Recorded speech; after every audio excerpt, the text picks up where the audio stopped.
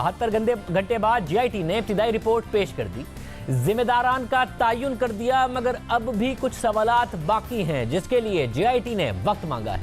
साथ ही पंजाब हुकूमत ने दावा किया है कि कल तक मजीद हकाइक वाज़े हो जाएंगे। जीआईटी ने अपनी इब्तिदाई रिपोर्ट में साहिवाल वाक़े में मारे जाने वाले खानदान को बेकसूर करार दिया है, मगर गाड़ी चलाने वाले ज़ीशान के हवाले से सवालात उठाए हैं। जो कुछ हुआ है इसके बाद भी पंजाब हुकूमत ये समझती है कि ऑपरेशन 100% दुरुस्त था।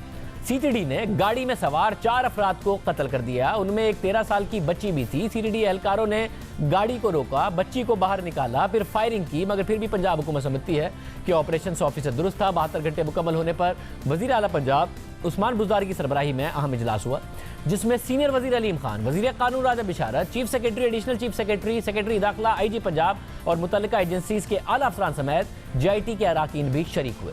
जीआईटी ने इब्तिदाई रिपोर्ट वज़ीर आला को पेश की, जिसके बाद पंजाब के वज़ीर कानून राजा बिशारत ने मीडिया से बात की। उन्होंने कहा कि जीआईटी की इब्तिदाई रिपोर्ट के मुताबिक खलील के खानदान के कत्ल के जिम्मेदार सीटीडी अफसरान हैं। इन अफसरान को ओहदों से हटा दिया गया है और इनके खिलाफ कार्रवाई होगी। इब्तिदाई रिपोर्ट के मुताबिक खलील के खानदान के कत्ल का जिम्मेदार सीटीडी के अफसरान को ठहराया गया है। रिपोर्ट की रोशनी में additional IG operations Punjab, additional IG CTD Punjab, DIG CTD, SSP CTD, DSP CTD Sahiwal और मुकाबले में मुलव्वस अफसरान के खिलाफ कार्रवाई का फैसला किया गया है। मुकाबले में मुलव्वस सीटीडी के 5 अफसरान को मुकदमे में चालान करके इंसदादे दहशतगर्दी की अदालत में पेश करने का हुक्म दिया गया है। इसके अलावा वज़ीर कानून पंजाब ने इस वाक़े में मारे जाने वाले ज़ीशान के हवाले से कहा कि जीआईटी ने ज़ीशान के बारे में हक़ाइक़ सामने लाने के लिए मोहलत मांगी है। इसी वाक़या में एक और शख्स हलाक हुआ था जिसका नाम ज़ीशान जावेद है। उसके मुतल्लिक़ मज़ीद हक़ाइक़ को सामने लाने के लिए, मज़ीद तफ्तीश के लिए जीआईटी के सरबराह ने कुछ मोहलत मांगी है। ज़ीशान जो गाड़ी चला रहा था, प्रेस कॉन्फ्रेंस में बार बार सहाफ़ियों ने उसके हवाले से सवालात पूछे तो राजा बिशारत ने दावा किया कि इस हवाले से हक़ाइक़ कल सामने आएंगे। कल सहाफ़ियों को इन कैमरा ब्रीफिंग दी जाएगी। ये सवाल उनसे बार बार किया गया। उन्होंने बार बार कहा कि कल मामला वाज़े हो जाएगा। आप सिर्फ एक ही बात उसमें थोड़ी सी इंफॉर्मेशन इकट्ठी कर लें कि जो गाड़ी जिसका इनकाउंटर हुआ वो गाड़ी किसकी मिल्कियत थी। सारा इंशाअल्लाह ताला कल हम आपको डिटेल बताएंगे। इस सिलसिले में आप कल तक सब्र करें ना। मैं कल हम इन कैमरा आपको ब्रीफिंग देंगे और सारी बातें तय हो जाएंगी। जब मैं गुजारिश ये कर रहा हूँ कि कल आप तक ये सारे हक़ाइक़ पहुँच जाएंगे तो इस वक्त आप इस बात पर क्यों इंसिस्ट करते हैं। इस वक्त जीआईटी ने थोड़ा सा वक्त मांगा है। वो एक शख्स जिसका नाम ज़ीशान है, उसके किरदार के तय्युन के लिए, उसकी जो रोल रहा है उसके तय्युन के लिए उन्होंने वक्त मांगा है। हम कल तक आपसे टाइम मांग रहे हैं कि आपको कल सारा एतमाद मिलेंगे। जीआईटी ने अभी मोहलत मांगी है, मगर राजा बिशारत पर उम्मीद है कि कल तक सूरत हाल वाज़े हो जाएगी। और फिर प्रेस कॉन्फ्रेंस के दौरान वज़ीर कानून पंजाब ने कहा कि ऑपरेशन 100% दुरुस्त था। मैं गुजारिश आपसे कर रहा हूँ कि कल ब्रीफिंग के बाद अगर आप ये कहेंगे कि ऑपरेशन इंटेलिजेंस बेस नहीं था, गलत था, तो हम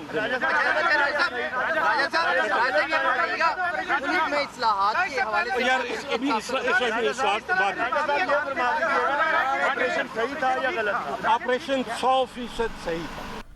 अब ये बहुत अहम बात है और इस प्रेस कॉन्फ्रेंस को अगर देखा जाए तो साफ और वाज़ेह तौर पर नज़र आ रहा है कि क्या राजा बिशारत साहब कहना चाह रहे हैं। उन्होंने कहा कि खलील की फैमिली को गलत मारा गया, यानी खलील साहब और उनकी जो बीवी थी और उनकी जो बेटी थी उन्हें गलत मारा गया। एक शख्स फिर गाड़ी में और रह गया जो उस सारे वाक़े में मारा गया, वो ज़ीशान था जो गाड़ी चला रहा था, जिसके सीट बेल्ट भी बांधा हुआ था।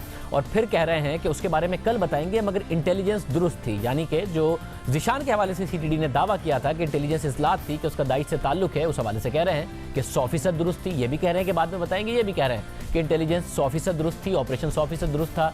अब ज़ीशान के हवाले से पहले बहुत सारे दावे किए गए थे, उसका सीट बेल्ट भी बंधा हुआ था, उसने कोई जैकेट भी नहीं पहनी हुई थी, सामान भी दूसरी गाड़ी बाद में निकाल के लेके गई है। तो इस ऑपरेशन से मुतालिक सवालात पैदा हो रहे हैं और ये ऑपरेशन मशकूक हो गया है, मगर हुकूमत इस ऑपरेशन को 100% दुरुस्त करार दे रही है, इंटेलिजेंस को 100% दुरुस्त करार दे रही है। खलील के ख़ानदान को बेगुनाह करार दे रहे हैं, मगर ज़ीशान के हवाले से सवालात उठा रहे हैं। अब अहम बात यह है कि रिपोर्ट पेश करने से पहले GIT के सरबराह एडिशनल IG एजाज हुसैन शाह ने आज साहिवाल का दौरा भी किया, जहां उन्होंने मीडिया से बात करते हुए कहा था कि अभी तहकीकात मुकम्मल नहीं हुई है। उन्होंने सिर्फ 3 से 4 ऐनी शाहिदीन के बयानात रिकॉर्ड किए। सर, आप समझते हैं कि बहुत बड़ी मिसहैंडलिंग हुई है? मिसहैंडलिंग हुई है, जब फाइनल हो जाएगा सारी चीज़ आपके सामने आ जाए। इनिशियल फाइंडिंग्स अभी हमारी कोई नहीं है। अभी इनिशियल फाइंडिंग यही है कि जी ये जो हमने स्टेटमेंट्स रिकॉर्ड किए हैं, हमने मौका देखा है, हमने जो लोग मौके पे थे, पुलिस वालों ने फायरिंग की है, उनके स्टेटमेंट्स लिए हैं। लेकिन उसके अलावा दूसरी साइड के बयान है, बाकी जो हमारे पास साइंटिफिक एविडेंस है, असल वो चीज़ बताए कि बयान तो लोग जो है। अच्छा सर, अभी आपने मौका से कितने ऐनी शाहिदीन के बयान रिकॉर्ड किए हैं आज? अभी मेरे ख्याल 3 या 4 हैं। आज दोपहर तक GIT ने सिर्फ 3 से 4 ऐनी शाहिदीन के बयानात रिकॉर्ड किए थे, फिर आज शाम में अपनी रिपोर्ट में जिम्मेदारों का तयन कर दिया। अहम बात यह है कि GIT ने फॉरेंसिक माहिरीन की मदद भी नहीं ली। जियो न्यूज़ के ज़राए के मुताबिक तफ्तीश के लिए फॉरेंसिक साइंस एजेंसी को अधूरी चीज़ें भेजी गई हैं। कल रात तक उनसे बाकायदा तौर पर रब्ता भी नहीं हुआ था, फिर अब उन्हें अधूरी चीज़ें भेजी गई हैं। एजेंसी को SMG से चली हुई 45 गोलियों के कॉल भेजे गए हैं, जबकि SMG से चली हुई और पोस्टमार्टम से मिली गोलियां नहीं दी गई हैं। मगर आज GIT ने अपनी इब्तदाई रिपोर्ट तैयार कर ली है। इसके अलावा ये मामला अब लाहौर हाई कोर्ट भी पहुँच गया है। लाहौर हाई कोर्ट में आज साहिवाल वाक़े के अदालती तहकीकात की दरख्वास्त की गई। दरख्वास्त गुजार ने मौक़िफ़ इख्तियार किया कि सूबाई हुकूमत की जानिब से कायम की गई GIT असल हक़ाइक़ तलाश नहीं कर सकती। हाई कोर्ट के पास तहकीकात का दायरा इख्तियार है। हुकूमत साहिवाल के मामले पर शफाफ इंक्वायरी नहीं चाहती और उन्होंने अदालत से मौजूदा जज के सरबराही में जुडिशल कमीशन बनाने का मुतालबा किया, जो मामले पर नज़र रखें और कसूरवारों को उनके अंजाम तक पहुँचाएं। दरख्वास्त गुजार ने अदालत से दरख्वास्त की कि वज़ीर आज़म की जानिब से जुडिशल कमीशन बनाने के अहकाम जारी किए जाएँ ताकि मामले की गैर जानिबदार इंक्वायरी की जा सके। दरख्वास्त की समाअत करते हुए लाहौर हाई कोर्ट के चीफ जस्टिस सरदार मोहम्मद शमीन अहमद ने रिमार्क्स दिए कि सिर्फ वफाकी हुकूमत के पास कमीशन कायम करने का इख्तियार है। अदालत ने दरख्वास्त को काबिल समाअत करार देते हुए IGP जावेद सलीमी को 24 जनवरी को रिकॉर्ड समेत तलब कर लिया है। अब ये अहम मामला है और ज़ीशान के हवाले से क्या इस वक्त ऐसे मामलात हैं जो कि गाड़ी चला रहा था जिसकी वजह से शको शुबा हो रहा है, और राजा बशारत साहब कह रहे हैं कि ऑपरेशन 100% दुरुस्त था, इंटेलिजेंस 100% दुरुस्त थी, खलील की फैमिली को गलत मारा गया, यानी सिर्फ ज़ीशान के मामले पर आकर जब बात रुक रही है। ब्यूरो चीफ जियो न्यूज़ रईस अंसारी साहब हमारे साथ मौजूद हैं। रईस अंसारी साहब, बहुत शुक्रिया। साहब, जाहिर है जो कुछ राजा बशारत साहब कह रहे हैं वो ना बता के भी सब कुछ कह रहे हैं। जब खलील की फैमिली को कह रहे हैं कि वो बेकसूर मारे गए, यानी खलील और उनकी जो अहलिया थी, साथ में उनकी बेटी गलत मारे गए, फिर ज़ीशान ही बच गया, और फिर ये भी कह रहे हैं 100% इंटेलिजेंस दुरुस्त थी और ऑपरेशन दुरुस्त था, और इंटेलिजेंस यही थी कि ज़ीशान के हवाले से जो CTD का दावा है, तो फिर क्या मसला है जो शेयर नहीं कर रहे ज़ीशान के हवाले से मालूमात? क्या मामला है? शाहजेब साहब, हमारी इस इजलास के बाद जो ये वज़ीर आला पंजाब की सदारत में हुआ था, मेरी वहाँ जो इजलास में एक बहुत अहम शख्सियत उससे बात हुई है। तो मैं जब उनमें बात हुई तो जो हमारे सामने चीज़ें आई हैं उसमें ये चीज़ आई है कि जो ज़ीशान था, इस ज़ीशान की कार जो है 16 जनवरी को फैसलाबाद में देखी गई, 18 जनवरी को लाहौर में देखी गई और 19 जनवरी को साहिवाल में देखी गई। और ये इंटेलिजेंस बेस्ड था। इंटेलिजेंस ने कहा था कि इस कार को चेक करो जिस ज़ीशान चला रहा है। अब इस कार का मसला ये है कि CTD ने जो बताया था, जो दावा किया था, 15 जनवरी को फैसलाबाद में 2 उन्होंने दहशतगर्द मारे। एक का नाम अदील हफीज़ था और दूसरे का नाम उस्मान था। ये जो कार है ये अदील हफीज़ के ज़ेर इस्तेमाल थी, जो 9 मई 2018 को उसने एक शख्स साकिब मजीद से ली थी। तो जिस ज़िम्मेदार शख्स से हमारी बात हुई जो इजलास में था, उसने कहा कि हमने जो है जिससे कार ही ख़रीदी गई उससे भी बात हो चुकी है। उसने ये बताया मैंने अदील हफीज़ को भेज दी थी। और जो मोबाइल मौका से उस्मान का मिला है, उसमें से एक तस्वीर मिली है जो उस्मान की साथ उतारी गई है। अब इस पर उनको पूरा शुबा है। अब देखते हैं कि जो शुबा तहकीकात जारी है, अब तहकीकात में साबित होगा कि आया उसका ताल्लुक़ अदील हफीज़ से था नहीं था, उस्मान से था नहीं था। जिस तरह ज़ीशान से खलील फैमिली का ताल्लुक़ था और साल से उसका ताल्लुक़ था, तो वो साथ उसके ले जा रहे थे, लेकिन वो बेगुनाह मारे गए। तो अब ये भी देखना है कि तस्वीर मंजर आम पर आई है, जो दिखाई भी गई है GIT में, जो बताया जा रहा है कि ये ज़ीशान के जो कैमरे से लिए वो उस्मान के साथ है जो 15 जनवरी को फैसलाबाद में मारा गया। तो ये कार उनके जो इंटेलिजेंस है उनके ना अंडर वॉच थी, ये उसको उनके अंडर सर्विलेंस थी, उसको देख रहे थे।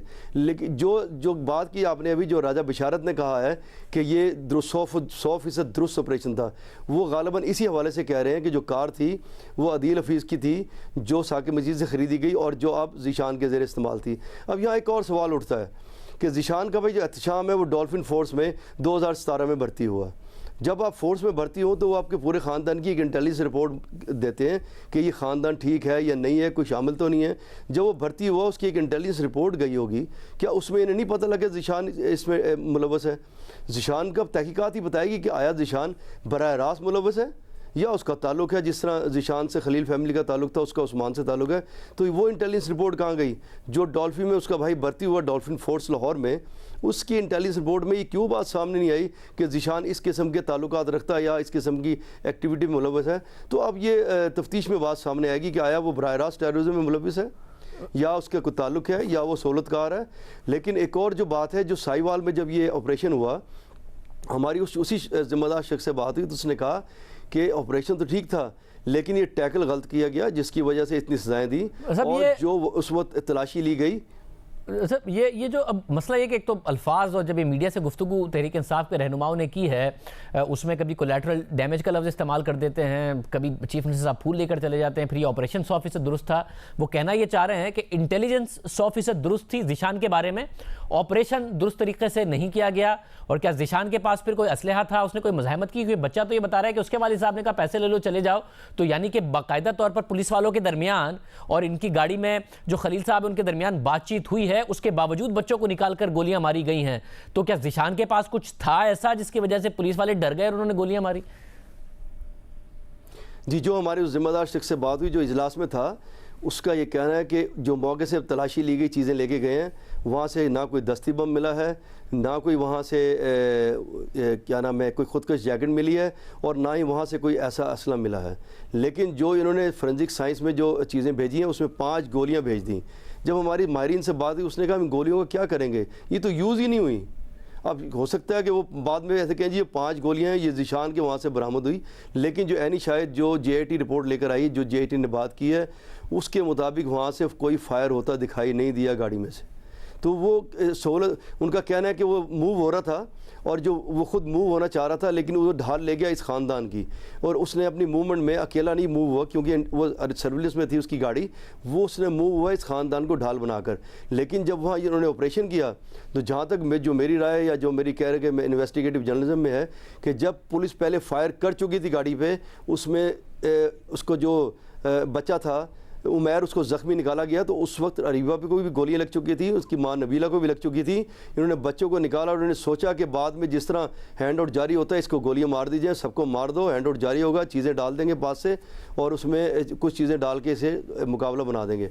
लेकिन वो होना मुमकिन नहीं था। वो बहुत शुक्रिया ज़ाहिर साहब हमारे साथ मौजूद थे। अब ज़ाहिर है ये अब है क्योंकि जो CTD है उसकी तरफ से जो दावा शुरू हुआ वो 4 दहशतगर्दों के हवाले से था, फिर एक 13 साला बच्ची और उनकी जो वालदा और खलील जो वालिद हैं उनको कहा गया कि वो गलत मारे गए हैं और अब मामला ज़ीशान के ऊपर आकर ठहर गया है कि वो उसके हवाले से कह रहे हैं कि तफसीलात कल बताई जाएंगी। मगर ये भी कह रहे हैं कि इंटेलिजेंस इतलात 100% दुरुस्त थी और ऑपरेशन 100% दुरुस्त था। ये भी कह रहे हैं ऑपरेशन तो ज़ाहिर गलत तरीके से किया गया, अगर उसका ताल्लुक सही भी साबित हो जाए कि इंटेलिजेंस दुरुस्त थी ज़ीशान के बारे में, तब भी ऑपरेशन के हवाले से सवालात उठते हैं कि किस तरीके से ये गैर जिम्मेदारी की गई जिसके लिए अहलकार गिरफ्तार भी किए गए हैं।